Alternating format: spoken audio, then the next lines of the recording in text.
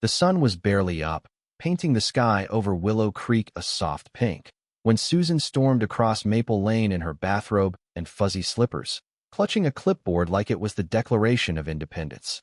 It was 6:45 a.m. on a crisp October morning in 2024, and I hadn't even finished my first cup of coffee when she started shouting that the American flag my neighbors were helping me raise in my front yard was a public safety hazard. Her voice cut through the quiet of our suburban street in Boise, Idaho, as she waved her pen at the group of retired Navy SEALs arranging folding chairs in my driveway. The real kicker? She had the audacity to snap at a decorated veteran in a wheelchair, barking, "This isn't a naval base, sir. We have standards here." She had no idea the man she just scolded was a Silver Star recipient. Nor did she know David Harper, the guy she was hunting for, owned the land under the HOA's precious community center. I kept my cool, though, because Susan was clueless about the storm she'd just kicked up. She'd declared war on a memorial I'd spent weeks planning a city-approved, state-endorsed ceremony to honor my best friend and brother-in-arms, Staff Sergeant Michael Mick Ramsey. And this war was about to end in a way she'd never see coming. It all started a month earlier when I sent out invitations for a private memorial on my property, a sprawling double lot with enough space for a few dozen guests, a quiet ceremony, and a barbecue. Mick and I had served 3 tours together in Afghanistan. He'd saved my life once, pulling me from a burning Humvee while shrapnel bled through his own leg. I'd promised him that if anything ever happened, his name would live on. When he died last year from health complications tied to chemical exposure during deployment, I knew I had to keep that promise. I filed every permit with the city: noise, parking, even temporary traffic signs. Everything was locked in, legal, and airtight. But I live in Willow Creek, where nothing escapes the iron grip of HOA President Susan Whitaker. She wasn't always a tyrant. When I moved here 5 years ago, she dropped off a welcome basket with muffins and a smile. But that smile soured fast. She'd find a family for leaving a Christmas wreath up past January 15th. Another neighbor got a citation for a mailbox that was 1 inch too tall. Susan had turned her clipboard into a scepter, ruling over us like a suburban dictator. I knew she'd catch wind of the memorial, but I didn't expect her to strike before the first chair was even unfolded. 2 days after the city posted an event parking notice by my curb, a folded letter appeared in my mailbox. No envelope, just Susan's scrawled signature. Notice of violation. Homeowner is hosting an unapproved gathering exceeding HOA guest limits. Fines and legal action to follow. An email in all caps followed, demanding I cease and desist, or face severe consequences. I forwarded both to my buddy, Major Tom Ellis, a former JAG officer from our unit. His reply was a single line with a winking emoji. "This is going to be a show." The guest list wasn't some wild party veterans, family, a few city officials, and our old commanding officer, Colonel Grant. But to Susan, it wasn't about folded flags or sacrifice. It was about rules. In the weeks leading up to the event, Susan went full surveillance mode. My neighbor, Lisa, caught her peeking over my fence with a stepladder, scribbling notes. One day, I spotted her snapping photos of a shade tent we'd set up. I walked over, calm as could be, and said, "Susan, this is a memorial for a fallen soldier. The city signed off on it." Her reply? "City approval doesn't mean HOA approval, David. Rules apply to everyone." I showed her the permits, emailed copies to the HOA board, even offered to sit down and explain. She didn't want explanations. She wanted control. Then came the first fine, $1,200 for an unauthorized large-scale event. It wasn't just a number, it was an insult to every uniform, every sacrifice, every guest coming to honor a man who died for his country. The absurdity hit a new low when Susan confronted my 14-year-old nephew, Ethan, as he tied red, white, and blue ribbons to my mailbox. "Remove those immediately," she snapped. "Decorations require board approval." Ethan froze, the ribbons dangling in his hands like evidence of a crime. That was the moment I decided this memorial wouldn't just honor Mike, it would be a stand. I called Tom, Mick's old squad mate, Ryan, and the mayor's office. Within days, the event transformed. The mayor confirmed he'd attend. Colonel Grant offered to speak. A local news crew promised coverage. A city councilwoman, after reading Susan's complaints, said she wanted to meet this HOA president herself. I wasn't out for revenge, but I knew Mick's ceremony would shine a light on the quiet battles veterans face at home. Susan, meanwhile, doubled down. She taped residents-only signs to streetlights and sent emails threatening to tow unregistered cars. She even tried to hire a tow company, but they backed off after the city warned them about interfering with a civic event. The day before the memorial, I found orange cones blocking my driveway with a final notice taped to my garage. I snapped a photo, added it to my legal folder, and kept moving. Susan thought she could bully me into canceling.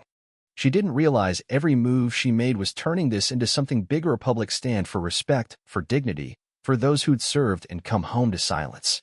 By the night before, everything was ready. Chairs in neat rows, the flagpole gleaming, the honor guard rehearsed.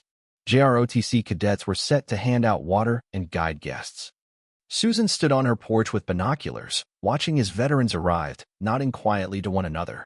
I stepped outside, the sunset casting a warm glow over the street, and caught her staring.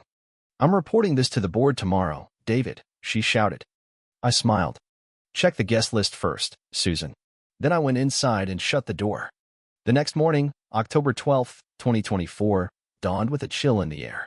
I was adjusting the flagpole when Susan marched over at 8 a.m., clipboard in hand, heels clicking like a metronome. "You're in violation," she declared, thrusting papers at me. "Over 30 guests, unauthorized gathering, Section 12, Paragraph 4. You were warned." I sipped my coffee and pointed to the police cruiser parked nearby, where two officers chatted with a veteran. "Susan, the city's on board. Law enforcement's here to support. Maybe take a seat and join us." Her face flushed crimson, but she spun around and stormed toward the officers, papers flapping. As she ran it, the neighborhood came alive. Neighbors who'd once ducked Susan's wrath now joined in. Families lined the street with small flags. Kids tied ribbons to their bikes. Lisa brought extra coolers of drinks. It was like the community had been waiting for this moment to breathe. At 10 a.m., the ceremony began. The flag rose slowly as a bugler played taps, its notes haunting the silence. The honor guard fired a three-volley salute. Tear-streaked faces, hands rested over hearts. Colonel Grant spoke first, his voice steady as he shared stories of mixed courage and humor. Then the mayor took the podium, her words sharp. "No rule, no fine, no piece of paper should ever block us from honoring our heroes." She handed me a framed certificate for Mick, and the crowd roared with applause. Susan, standing on the sidewalk, looked like she'd swallowed a wasp. Then came the crescendo. A low rumble filled the sky, and heads turned upward. For jets soared overhead in a tight V, trailing red, white, and blue smoky a flyover Ryan had arranged through his contacts. The crowd gasped, some wept, cameras flashed. Susan stood frozen, her clipboard useless against the weight of the moment. I stepped to the podium, no notes, just truth. I spoke of Mick, of war's lasting scars, of a neighborhood that refused to let sacrifice be silenced. As I finished, Susan pushed forward, shouting, "This is illegal." The jets, the crowd, the sightseery all fined. The crowd fell silent, the flag snapping in the breeze. Then the councilwoman stepped up, her voice calm but lethal. "Ma'am, your authority stops where the city begins. This event is legal, endorsed, and protected. Keep interfering, and you'll face charges for obstruction and harassment." Susan's jaw dropped. She looked for allies but found only averted eyes. Defeated, she turned and walked away, her heels no longer clicking with purpose. The ceremony continued flawlessly. Families posed by the flagpole. Veterans shared stories. A table displayed mixed medals under a never-forgotten sign. The barbecue filled the air with warmth, kids laughed, music played. As the sun set, I stood by the flag, knowing I'd kept my promise to Mick. But more than that, I'd watched a community find its spine. Susan's house stayed dark that night, her blinds shut tight. Maybe she was plotting. Maybe she was broken. Either way, the neighborhood had spoken. The next morning, a yellow slip on my mailbox upped the fine to $2,400 for continued defiance. I laughed, peeled it off, and called Tom. "She's building our case," he said. That afternoon, an emergency HOA meeting was called, titled Community Violations and Leadership Review. The clubhouse was packed, standing room only. Susan stood at the front, clipboard trembling, her voice thin as she listed violations: too many guests, unapproved signs, the flyovers, safety risk. The room didn't nod along. It bristled. Board member Carl stood up. "Susan, You issued fines without a vote. You called this illegal when it was fully permitted. You overstepped. Another board member, Rachel, added, you didn't follow protocol. You made it personal. The floor opened, and the grievances poured out. Fines for kids' chalk drawings, threats over lawn decorations, reports for porch music. Lisa stood and stared Susan down. You tried to shame a man honoring his friend. You tried to control us, and we're done. The room erupted in applause. Susan dropped her notes, her face pale. Carl proposed a no-confidence vote. Hands shot up. Susan was out, effective immediately. Life after was different. Kids played freely. Neighbors chatted over fences. The board planned transparent votes. Tom sent news. Susan's actions might violate state laws protecting veteran events, and an inquiry was underway. I didn't want her destroyed, but accountability mattered. Weeks later, the mayor called. They wanted to designate my flagpole a landmark and host a veteran appreciation barbecue, fully city-funded. I said yes. On November 2nd, 2024, hundreds gathered. A bronze plaque for Mick was unveiled, inscribed, in honor of Staff Sergeant Michael Ramsey, Defender of Freedom. Real courage isn't loud. It just shows up. A young Marine, Caleb, spoke, his voice raw. I came home and felt invisible. This memorial reminded me I belong. Even Susan showed up, silent, no clipboard. 2 veterans shook her hand. A girl gave her a flag pin. She smiled faintly, not redemption, but a start. As dusk fell, the flag was lowered, the plaque glowing under soft lights. I sat on my porch, watching the neighborhood settle. Susan nodded hesitantly from her porch before going inside. This wasn't about her anymore. It was about Mick, about community, about standing tall. I'd kept my promise, but the street had found its soul. Every time that flag rises, it's a reminder. Sometimes, the fiercest fight is refusing to bow when you know you're right. Now, let's talk. Was Susan just enforcing rules, or did her need for control cross a line? Should the neighborhood have forgiven her, or was her removal the only way? Could David have handled it differently, or was this public stand necessary? Drop your thoughts below.